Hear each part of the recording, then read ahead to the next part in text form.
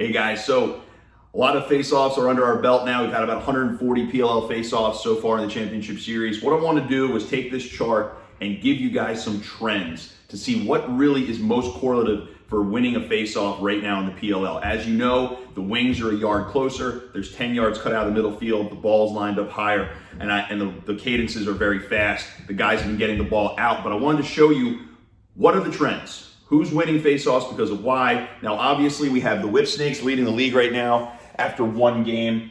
You're going to notice this percentage is going to definitely cut down. The Chrome were coming in at almost 80%, and then they played the Redwoods, and it drops down significantly, obviously, because you're talking about averages. So let's take a look here. Right now, the Whip Snakes are leading the league in face-off percentage, and the gold boxes are the league leaders. The blue boxes are the guys who are at the bottom of the column there. So let's look at face-off percentage first. Whip Snakes are at 72%, Chrome 66, Water Dogs 42. And as you can see, Redwoods are at the bottom on 33%, and we're gonna do a whole separate video to explain that when we follow up on this. So when we look at what correlates to a face-off win right now with the PLL rules and what's going on in the championship series. Now remember, these teams for the most part all have guys who've gone against each other with these rules. So guys are really starting to be a little bit more malleable. The only team that's played nothing but rookies so far is the Whip Snakes, and that shows in their percentage. We will see how that changes tonight against the Atlas. So for right now, they're leading the league in face-off percentage.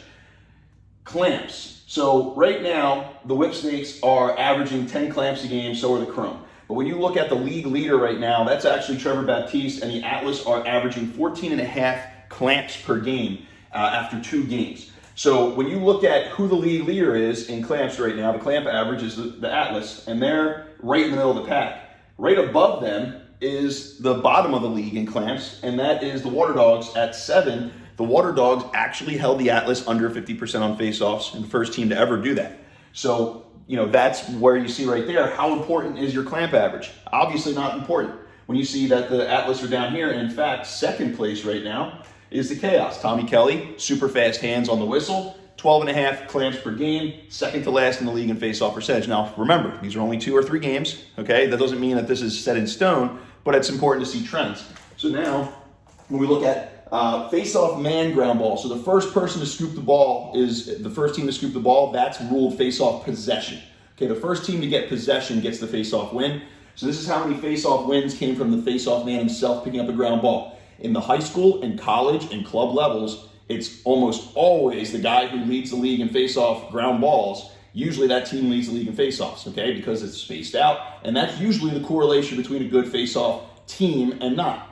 But you look here, face-off man ground balls. Right now, the Whip Snakes have played 1 game. They have 6 ground balls. Okay, second place is Chrome at 5, but then all the way down here with the Archers, they're also averaging 5. Okay, the Water Dogs, they have 3 ground balls per game by a face-off man, and they're third in the league in face-off percentage. And then you have the Redwoods all the way down here. They're averaging 2.3 ground balls per game. So yes, they're last. But when you look at all of this, it's all over the place. So that's not the clear correlation that we see at the NCAA level. This column is actually the most correlative to the face-off possessions. So look, first place, second place, third.